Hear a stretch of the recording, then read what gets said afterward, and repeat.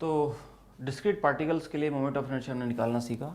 Let's go to the continuous bodies. Continuous body का मतलब ये होगा जहाँ मास लंप की तरह किसी पॉइंट के बजाय एक पूरे डायमेंशन में कंटिन्यूसली स्प्रेड होगा। कंटिन्यूस इसलिए नाम वहाँ से आया, कंटिन्यूस पॉइंट्स पे मास रखा हुआ है। लेकिन हम बिल्कुल स्मूथली इसमें आगे बढ़ेंगे। अभी हमें पता है मोमेंट ऑफ इनर्शिया का फॉर्मूला होता है मास इंटू आर का स्क्वायर। अगर एक से ज़्यादा मास है तो sigma of M into R का स्क्वायर। तो कॉन्टिन्यूस बॉडीज में कितने मास होंगे? उसमें तो कॉन्टिन्यूस है तो इन्फाइनाइट पॉइंट्स होंगे। तो क्या हमें इन्फाइनाइट तक ऐड करना पड़ेगा? या और ये काम कौन करेगा? इंटीग्रेशन। लेकिन उससे पहले कुछ क्वेश्चंस ऐसे आते हैं जिसमें कुछ सिंप्लीफाइड फॉर्म है, सिंप्लीफाइड केसेस है। जैसे ये जो केस बनाया मैंने, जैसे मैंने यहाँ पे एक रिंग बनाई है, इस रिंग की ये वाली एक्सिस ली है। वैसे एक रॉड बनाई है, रॉड को कैसे रखा है? पैरेलल टू एक्सिस रखा है। वैसे ही मैंने एक होलो सिलेंडर रखा है, और होलो सिलेंडर में एक्सिस कैसे पास कर रही है? उसके सेंटर से। तो इन तीनों केस में बिना इंटीग्रेशन की मदद से हम लॉजिकली भी उसको सॉल्व कर सकते हैं। क्योंकि जरा देखो एक बार, इन तीनों केस में क्या खासियत है? इन तीनों केस में खासियत ये है कि भले ही मास के लिए इन्फाइनाइट पॉइंट्स हों, लेकिन हर पॉइंट की जो डिस्टेंस है एक्सिस से, हर पॉइंट की जो एक्सिस से डिस्टेंस है, हर पॉइंट की एक्सिस से डिस्टेंस कितनी है? आर। अब तुम खुद ही सोचो, अगर मोमेंट ऑफ इनर्शिया के फॉर्मूले में जो sigma M I R I square आता है, अगर सब में आर सेम हो जाए, मतलब जो मोमेंट ऑफ इनर्शिया का फॉर्मूला था ये आई, जो आप क्या लिखते थे? Sigma M I R I square लिखते थे। अगर सब की रेडियस सेम हो जाए तो क्या ये आर टर्म बाहर कॉमन नहीं आ जाएगा? तो ये क्या हो जाएगा? R square into sigma M I. और सिग्मा एम आई क्या होता है? सिग्मा एम मतलब टोटल मास, यानी moment of inertia will be what? Simply M into R square. यानी ये जितनी भी सिमेट्रिकल बॉडीज हैं और जिनमें हर मास इक्वी डिस्टेंस पर रखा है, इक्वी डिस्टेंस, सब में अगर मैथमेटिकली आर कॉमन आ रहा है तो मोमेंट ऑफ इनर्शिया क्या है? टोटल मास इंटू आर का square. For example here in case what is total mass? M into R square equal to I. अच्छा, लेकिन ये ध्यान रखना, you have to make it sure कि सब में आर सेम है, हर पॉइंट में सेम होना चाहिए। That's you have to check. जैसे इस केस में भी अगर मैं इस रॉड का कोई भी पॉइंट लूँ इस एक्सिस से, उसकी डिस्टेंस कितनी है? हर पॉइंट की डिस्टेंस, कोई सा भी पॉइंट लो, हर पॉइंट की डिस्टेंस जब ये रॉड रोटेट करेगी इसके अबाउट, हर एक के लिए, हर रॉड के हर पॉइंट की इस एक्सिस से डिस्टेंस ए हो जाएगी। तो इसका मोमेंट ऑफ इनर्शिया कितना हो जाएगा? I1 I2 will be total mass into distance का स्क्वायर, कॉमन डिस्टेंस ए स्क्वायर।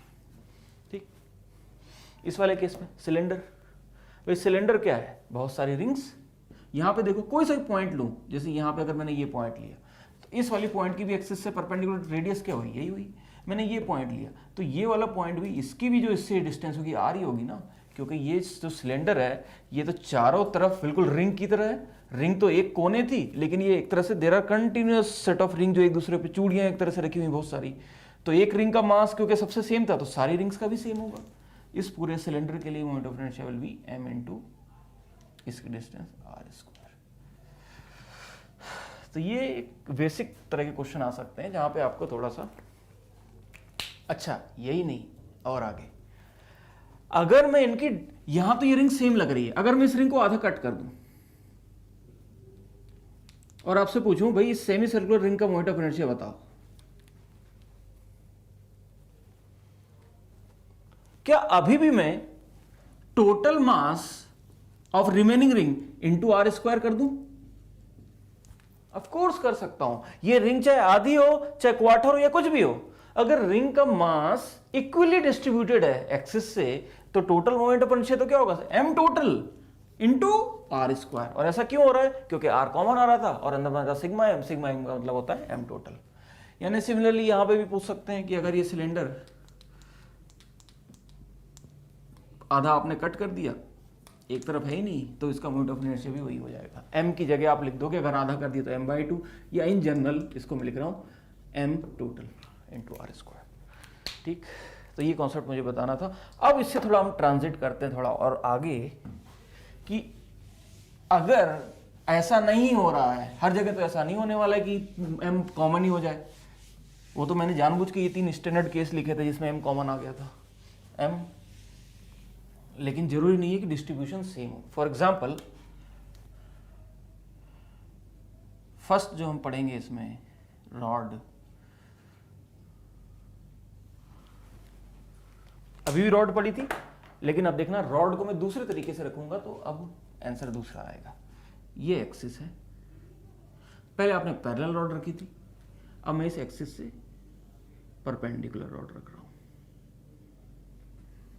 ये रॉड, इस रॉड की टोटल एम और टोटल लेंथ कितनी है इसकी, एल। अब क्या मैं आर कॉमन ले सकता हूं? नहीं। क्यों नहीं ले सकता आर कॉमन? क्योंकि इस रॉड के अंदर जो डिफरेंट डिफरेंट पॉइंट्स हैं उन सब की रेडियस अलग अलग। पहले जब रॉड ऐसे रखी हुई थी तो देखो इस रॉड के हर पॉइंट की डिस्टेंस इस एक्सिस से सेम थी, लेकिन जब मैं ऐसे रख देता हूं तो इस रॉड के हर पॉइंट, ये वाले पॉइंट ज़्यादा पास में, वो वाले पॉइंट ज़्यादा दूर है, तो एम सब की रेडियस अलग है, तो वो वाला काम हमारे यहाँ हो नहीं सकता। तो इस चीज़ के लिए हमें क्या करना पड़ेगा, कोई बेसिक फॉर्मूले में जाना पड़ेगा। फॉर कुछ नहीं करना हमने, ये जो आई होगा this I will be sigma M R square की जगह integral D M into R square.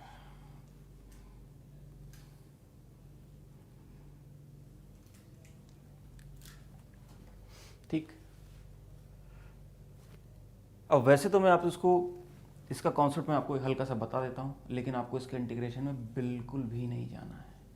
आपको इस इंटीग्रेशन से जो इस रॉड के लिए मैं आपके सामने कुछ एग्जांपल लिखूंगा, एक रॉड का लिखूंगा, 4 एग्जांपल लिखूंगा, 4 कैटेगरी के, लीनियर कैटेगरी, ठीक, 4 नहीं 3 ही कैटेगरी हुई यहाँ, लीनियर, एरिया, वॉल्यूम, इन तीनों कैटेगरी में एक एक 2 एग्जांपल्स होंगे, इनके रिजल्ट आपको याद रखने, और उसके बाद 2 थ्योरम बताऊंगा।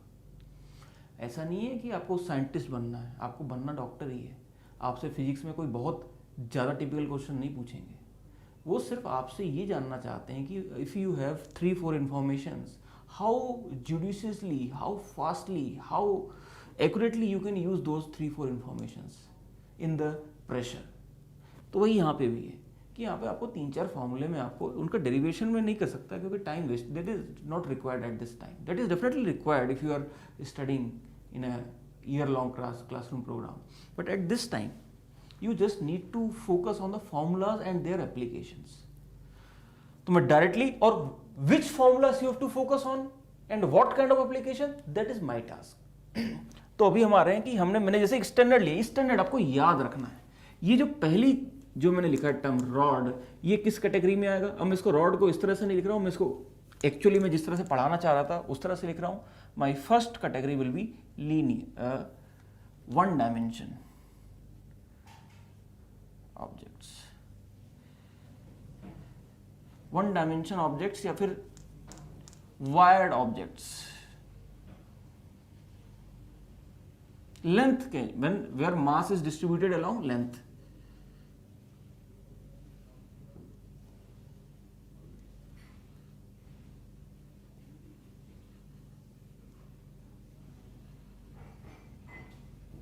इसमें 2 आते हैं, पहला इसमें आता है रॉड,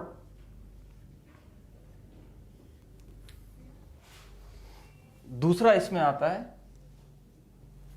रिंग। देखो रिंग में भी जो मास है, देखो मैंने जानबूझ के 1D से 1D हटा दिया, 1D क्योंकि उसमें रॉड तो आ जाती 1 डायमेंशन में, लेकिन रिंग नहीं आती। तो मेरा वो डायमेंशन से मतलब नहीं था यहाँ पे, मेरा मतलब था मास डिस्ट्रीब्यूशन से, क्योंकि हम मोमेंट ऑफ इनर्शिया पढ़ रहे हैं। दोनों में क्या खासियत है, रिंग में और रॉड में?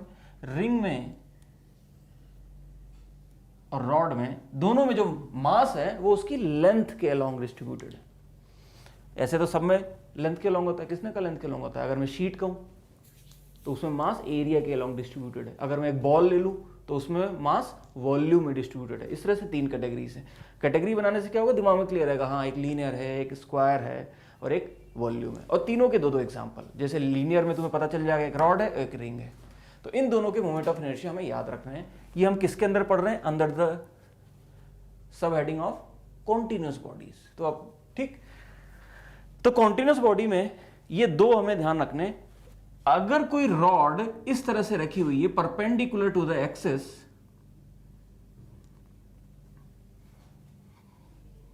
परपेंडिकुलर टू एक्सिस, तो इस रॉड का जो मोमेंट ऑफ इनर्शिया होगा वो होगा, याद रखना है, ml²। देखो mr² तो आता ही था, तो m इंटू r² तो आना ही था, यानी मास इंटू उसकी लेंथ वाली डायमेंशन का स्क्वायर। यहां पे इसकी लेंथ l ही है तो ml² तो आना ही था, लेकिन ml² तो तब हो रहा था जब पूरी रॉड l डिस्टेंस पे थी, जब ये इस पे कम पे तो कुछ तो कम होगा। तो ये किस फैक्टर से कम होता है? इट इज 1/3 हो जाता है, यानी ml²/3। You have to remember this formula, very important, ml²/3, यानी सब में क्या आएगा, m इंटू उसके लीनियर रेडियस का स्क्वायर, रेडियस लेंथ होगी, कभी उसकी एक्चुअल रेडियस होगी, कभी उसकी साइड लेंथ होगी, या कुछ लेंथ ही होगी, उसका स्क्वायर अपॉन इंटू एक सम फैक्टर। जैसे रॉड के केस में क्या है वो फैक्टर 1/3।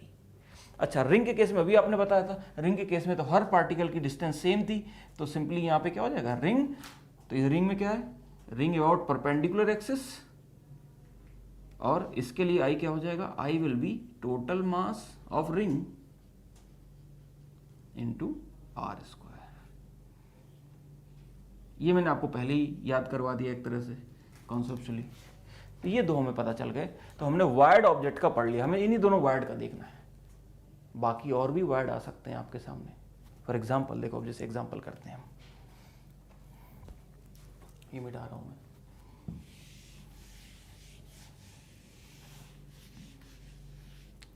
देखो इसमें एग्जाम्पल कैसा आ सकता है। Example, find moment of inertia of given object। Given object क्या है,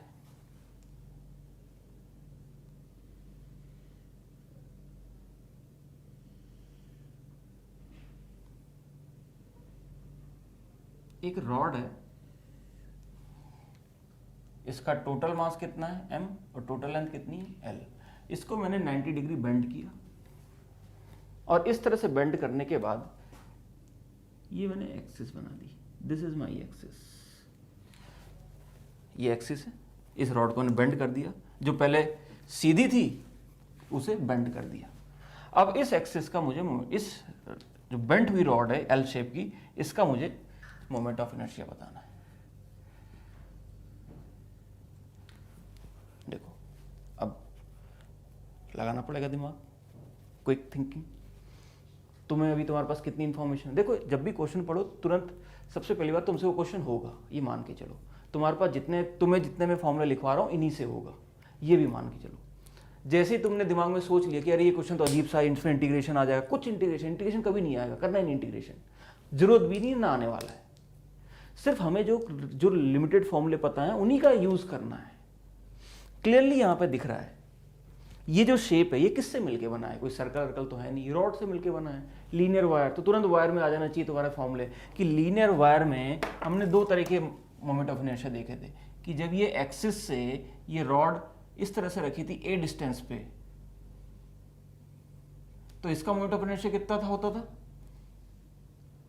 m इंटू l²।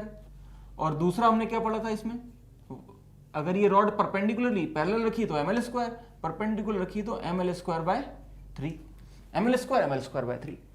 अब इन दोनों को लगाओ, यहां पे क्या है, यहां पे दोनों तरह की रॉड मौजूद है। इसका जो फर्स्ट पार्ट है, this first part is like जो रॉड परपेंडिकुलरली रखी है, और जो सेकंड पार्ट है वो कैसा है, वो रॉड पैरेलल रखी है। यानी जो अभी जस्ट मैंने आपको पढ़ाया उसको अप्लाई करना है, उसको इमेजिन करना है, जो भी गिवन क्वेश्चन है, दिस इज द एप्लीकेशन। अब दिमाग में सर, अब तुम्हें दिमाग में क्वेश्चन आएगा, सर ऐसे कैसे सोच सकते हैं, वो तो दूर अलग अलग है, ये जुड़ने के बाद भी कैसे। जरा मैथमेटिकली सोचो यार, हो क्या रहा है, स्केलर एडिशन ही हो रहा है ना यार, m इंटू r²। तो इन दोनों को चाहे मैं जोड़ करके ऐड करूं, 3 + 4 7 लिखूं, या उसको मैं अलग अलग करके ऐड करूं, एक ही बात है ना यार। मैथमेटिकली हो क्या रहा है, आई लिख रहे हो तो आई में क्या है, m इंटू r² ही है ना, तो m1 into r1² plus m2, दोनों को अलग अलग करके ऐड नहीं कर सकता क्या मैं? बिल्कुल कर सकता हूं। ये रॉड भले एक ही है, लेकिन आधे पार्ट के लिए मैं अलग तरीके से कैलकुलेट कर सकता हूं। क्योंकि आधा पार्ट का डिस्ट्रीब्यूशन इस तरह का है। बस मुझे इतना ध्यान रखना पड़ेगा, जब मैं इस आधे पार्ट के लिए जब लिखूंगा वो फॉर्मूला, तो मास वहां पूरा नहीं लिखूंगा, इस आधे पार्ट का ही लिखूंगा। और वहां पे जो लेंथ L थी वो पूरी इस एंड से लेकर इस एंड का डिस्टेंस थी, यहां पे इस एंड से लेकर के इस एंड का डिस्टेंस क्या हो जाएगा, L/2। ये तुम्हें ध्यान रखना है।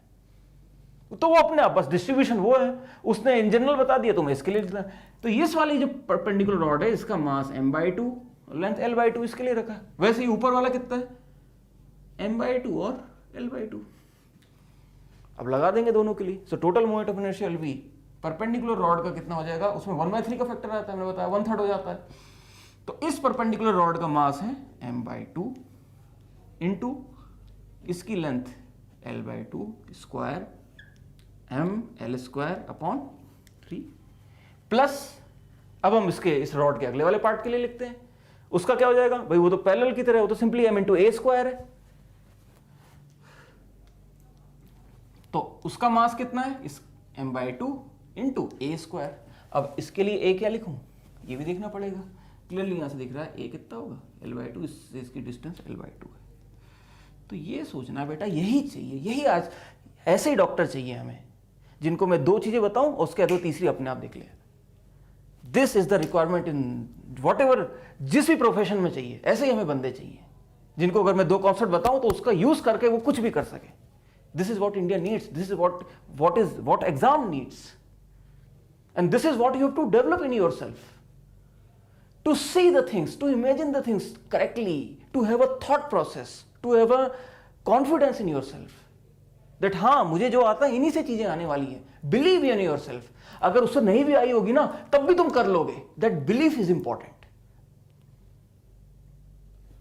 तो मैंने यहां तुम्हें क्या बताया, मोमेंट ऑफ इनर्शिया को इन दोनों, बस यही आपको करना है। एग्जाम में जो भी क्वेश्चन है उससे रिलेटेड फॉर्मूले दिमाग में देखो और ये बिलीव करो खुद के ऊपर कि आपको उन दोनों का यूज करके ही सॉल्व करना है, वो भी 40 सेकंड में। Then definitely you will do wonders in exam, you will do 20% more than what you know. In this case अगर मैं इसको लिखूं, so this will be m into L²/24 plus m into L²/8। इन दोनों को जो भी ऐड कर देंगे that will be the final answer. चलिए और आगे करते हैं।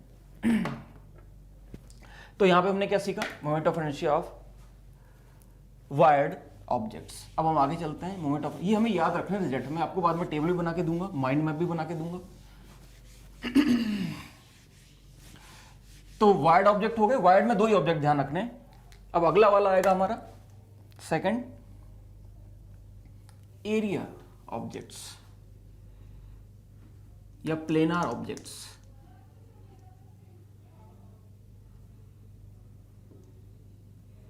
ये वो ऑब्जेक्ट्स हैं जिसमें mass is distributed in area. Example, इसमें पहला एग्जाम्पल रेक्टेंगुलर शीट। इसमें तीन एग्जाम्पल होंगे। पहला एग्जाम्पल रेक्टेंगुलर शीट, दूसरा रिंग की जगह यहां पे आ जाएगा डिस्क, और तीसरा ट्रायंगुलर प्लेट। ठीक, तो वायर्ड वाले में दो थे, रॉड और रिंग, जहां पे मास लेंथ के लॉन्ग डिस्ट्रीब्यूटेड था। प्लेनर ऑब्जेक्ट्स में तीन है, तीन तरह के प्लेनर ऑब्जेक्ट मैंने लिए। रेक्टेंगुलर शीट, ये कैसा दिखेगा, एक शीट है रेक्टेंगल। शीट की ये जो वर्टिकल डायमेंशन है सपोज दैट इज ए, जो हॉरिजॉन्टल डायमेंशन है that is B, and this is suppose sheet, ये इसका एरिया। डिस्क,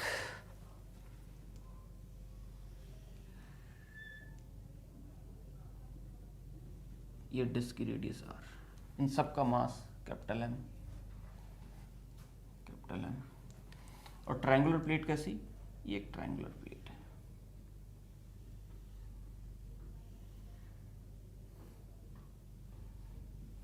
ठीक,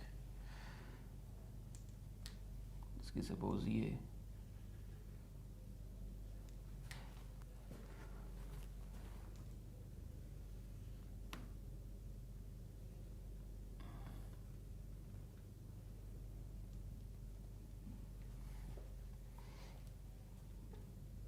वैसे तो इसकी 3 साइड भी गिवन हो सकते हैं ट्रायंगल में, 3 एंगल भी गिवन हो सकते हैं, लेकिन हमारे काम का जो है वो है ये चीज़। ध्यान से समझो, ट्रायंगल में ये चीज़ अगर तुमने समझ ली तो आगे ट्रायंगल के फॉर्मूले में आसानी होगी। क्या है ये चीज़? दिस इज द एल्टीट्यूड, या मैं इसको ये भी कह सकता हूँ, this is nothing but the perpendicular distance of this vertex, perpendicular distance of vertex. ठीक, इसको मैं लिख रहा हूं ए। तो इन तीनों केस में हमें इन तीनों के फॉर्मूले याद रखने हैं। अब मेरी जो अगली कोशिश ये होगी अगले 2-3 मिनट की कि मैं आपको याद करवा दूं ये फॉर्मूले लॉजिकली। स्टार्ट करते हैं हम रेक्टेंगुलर शीट से। रेक्टेंगुलर शीट में मोमेंट ऑफ इनर्शिया अगर बताना है तो सबसे पहले उसे क्या पूछेगा, वो आपको दिमाग में आना चाहिए सबसे पहले, भाई एक्सिस कहाँ है, ये एक्सिस है, इस एक्सिस के अबाउट मोमेंट ऑफ इनर्शिया बताना शीट का। बहुत आसान है। अच्छा, ये शीट जो है रेक्टेंगुलर शीट, इसमें क्या है, ए और बी की वैल्यू अलग अलग है। अगर सपोज इस ए की वैल्यू में कम करते जाऊं तो क्या होगा, ये जो शीट है ये इसका जो नीचे वाला पॉइंट है ये ऊपर उठते उठते उठते उठते उठते ए की वैल्यू कम कर रहा हूं मैं, ये पहले इतना बड़ा था ए, अब ए की वैल्यू अगर कम करते करते खूब कम कर दूं तो ये शीट क्या बन जाएगी,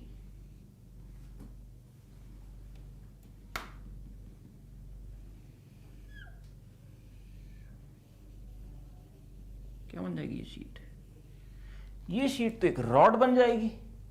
एक रॉड जिसकी लेंथ कितनी है बी, तो यानी शीट का जो मास का डिस्ट्रीब्यूशन है क्या वो रॉड की तरह नहीं है। एक और रॉड लो, उसकी लेंथ भी कितनी है बी, एक और रॉड लो, उसकी लेंथ कितनी है बी, एक और रॉड लो, उसकी लेंथ कितनी है बी, एक और रॉड लो, उसकी लेंथ कितनी है बी, एक और रॉड लो, उसकी लेंथ कितनी है बी। यानी इस तरह से मैं इस शीट को ऐसी बहुत सारी पैरेलल रॉड्स में डिवाइड कर सकता हूं। और खुशी काम की बात यह है कि इन सारी रॉड्स में की लेंथ बी है, यानी परपेंडिकुलर वाली डायमेंशन। रेक्टेंगुलर की 2 डायमेंशन होंगी, एक तो parallel dimension to the axis और एक परपेंडिकुलर टू द एक्सिस। तो हमारे काम की डायमेंशन कौन सी आ रही है बी। यानी अगर मैं इस रॉड को अगर मैं ऐड कर दूं, ये इस शीट को रॉड की तरह देखने की कोशिश करूं तो sheet is nothing but a group of rods, group of parallel rods, each of has same length. तो the moment of inertia of this is nothing but moment of inertia वही परपेंडिकुलर रॉड, क्योंकि distribution तो इसका बिल्कुल same है। That is क्या था M, यहां पे एम क्या हो जाएगा टोटल, एल की जगह क्या लिख देंगे परपेंडिकुलर वाले डायमेंशन, यानी M into B square by वही 1/3 होता था 3। तो जैसा रोड वैसा रेक्टेंगल, लेकिन रेक्टेंगल में कौन सी डायमेंशन लिखनी है ए और बी में से, वो डायमेंशन जो एक्सिस के परपेंडिकुलर हो। So this is M B square by 3 is the moment of inertia of rectangular sheet. यानी रॉड और रेक्टेंगुलर शीट को आप डायरेक्टली कंपेयर कर सकते हो। क्यों? क्योंकि मास का डिस्ट्रीब्यूशन बिल्कुल रॉड की तरह है। मैंने कहा ना, डिस्ट्रीब्यूशन जब अवे होगा तो डिस्ट्रीब्यूशन चेंज होता है, लेकिन डिस्ट्रीब्यूशन अगर पैरेलली चेंज होता है तो उससे कोई फर्क नहीं पड़ता। मास अगर दूर जाएगा तो आई कम ज्यादा होगा, लेकिन मास अगर ऊपर नीचे अगर होता है, ऊपर और नीचे से, ऊपर हो तो भी एक्सिस से डिस्टेंस वही होगी जो नीचे, तो मास एक्सिस से दूर पास हो तो आई चेंज होगा, ऊपर नीचे हो तो आई चेंज नहीं होगा। वही चीज यहां पे एम मैंने बिल्कुल रॉड की तरह ट्रीट करना है। तो ये भी याद हो गया rectangular sheet M B square by 3 1/3, एक ही तो फैक्टर है 1/3 याद रखना है भाई, रॉड और इन सब का, उन सब का तो एम इंटू सिर्फ ये था। डिस्क के केस में क्या होगा, डिस्क में यहां पे फैक्टर 1/3 है, 1/3, वहां पे कितना था 1 था, यहां 3 है, 1 और 3 के बीच में क्या आता है, बिल्कुल सही कह रहे हैं आप। यानी इस वाली एक्सिस के अबाउट से जो कि इसके बिल्कुल 20 से पास कर रही है, इसके अबाउट इसका जो आई होगा, ये वैसे इंटीग्रेशन से आता है लेकिन मैं आपको याद करवाने की कोशिश कर रहा हूं, ये आधा होता है। 1/3 होता है, आधा होता है। 1/3 रॉड का या शीट का और डिस्क का आधा। लेकिन याद रखना कौन सी एक्सिस के about, axis which is passing to the plane. This axis is passing through the plane, यानी अगर ये डिस्क है तो जो एक्सिस है वो इसके प्लेन में लाई कर रही है, प्लेन में। ये परपेंडिकुलर एक्सिस हुई, ये प्लेन वाली एक्सिस हुई। सो क्या होगा, इसका डिस्क का आधा होता है, याद रखना। mr² bye, oh sorry mr² bye 2 नहीं, mr² बाय 4। 3 के बाद 4 आता है ना, 3 के बाद 4। और इसका क्या होता है, अगर टोटल मास इसका m है तो याद रखना इसका I will be m into यहां पे ये a² बाय 6। ये फैक्टर्स आपको ध्यान रखने हैं, 3, 4, 6। यानी अगर प्लेनर ऑब्जेक्ट की बात करूं तो आपको ये 3, 4, 6 कायदे से 1/3, 1/4, 1/6 ये फैक्टर्स दिमाग में रखने हैं। इसका क्या होगा, 1/3 हो जाता है mb² बाय 3। इसका क्या होगा, 1/4 हो जाएगा mr² बाय 4। यहाँ पे r लिखा क्योंकि रेडियस, डिस्क में रेडियस देंगे ना। और यहाँ पे क्या लिखा है, ये चीज ध्यान रखना, ये a क्या है, a is distance of third vertex, distance of third vertex from this axis. ठीक, चलो अब इनकी मदद से कुछ क्वेश्चंस करना चालू करते हैं। तो ये कॉन्सेप्ट क्लियर हुआ।